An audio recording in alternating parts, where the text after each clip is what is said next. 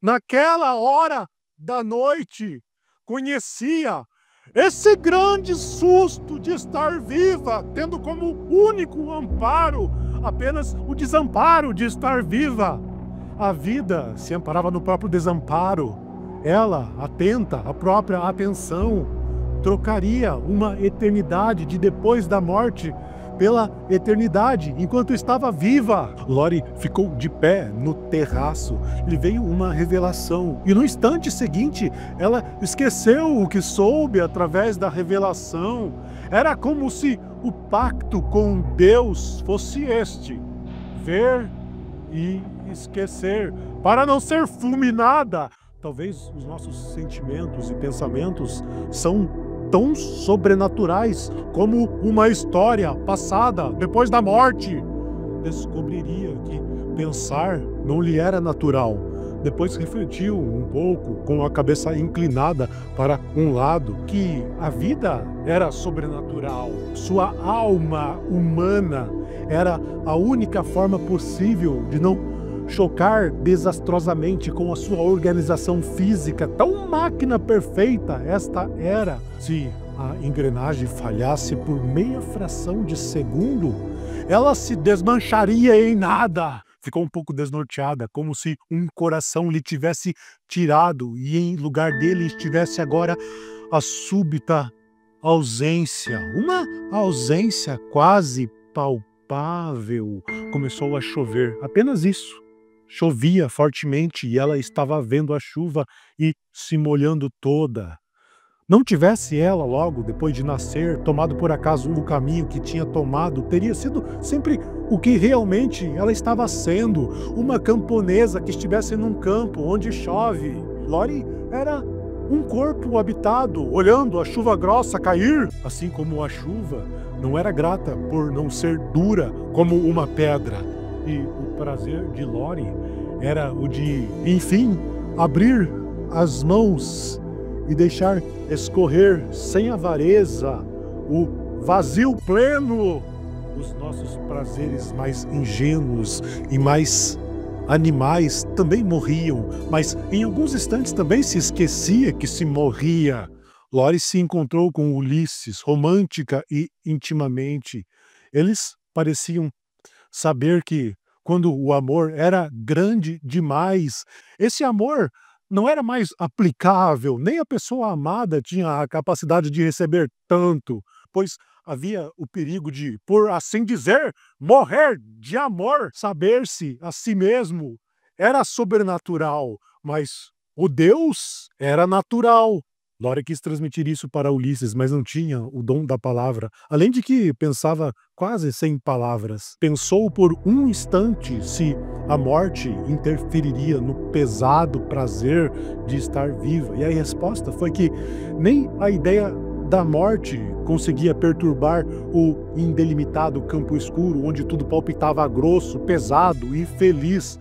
A morte tinha perdido a glória. Se lembrou de como era antes destes momentos de agora.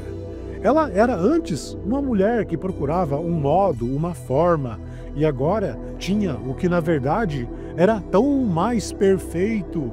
Era a grande liberdade de não ter modos e nem formas. Não se enganava nem a si mesma. Era possível que aqueles momentos perfeitos passassem, a deixando no meio de um caminho, mesmo que nunca mais fosse sentir a grave e suave força de existir e amar como agora.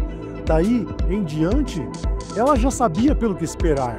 Esperar a vida inteira, se necessário, e se necessário, jamais ter de novo o que esperava. Se moveu de súbito na cama, porque foi insuportável imaginar por um instante que talvez nunca mais se repetisse sua existência na Terra. Ser humana lhe parecia agora a mais acertada forma de ser um animal vivo. Estendeu o braço no escuro e no escuro sua mão tocou no peito nu do homem adormecido.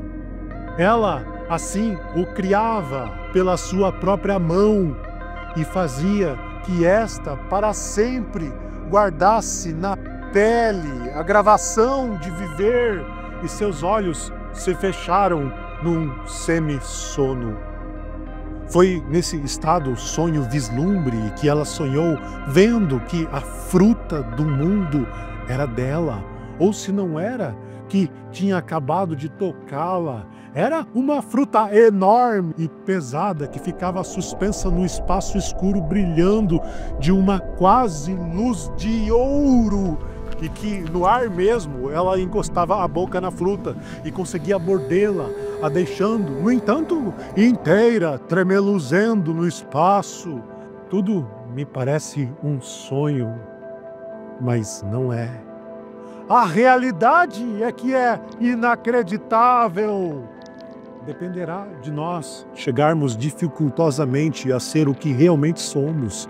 Existir é tão completamente fora do comum que, se a consciência de existir demorasse mais de alguns segundos, nós enlouqueceríamos. Ela, de novo, caiu na vertigem que a tomou e era de novo feliz. Como um ser pode morrer de felicidade? Tinha uma nebulosa tão maravilhosa que ela apertou a mão dele para que alguém a segurasse na terra. Não encontro ainda uma resposta quando me pergunto quem sou eu, mas acho que agora encontrei. Profundamente sou aquela que tem a própria vida. Para Lori, a atmosfera era de milagre. Ela havia atingido o impossível de si mesma.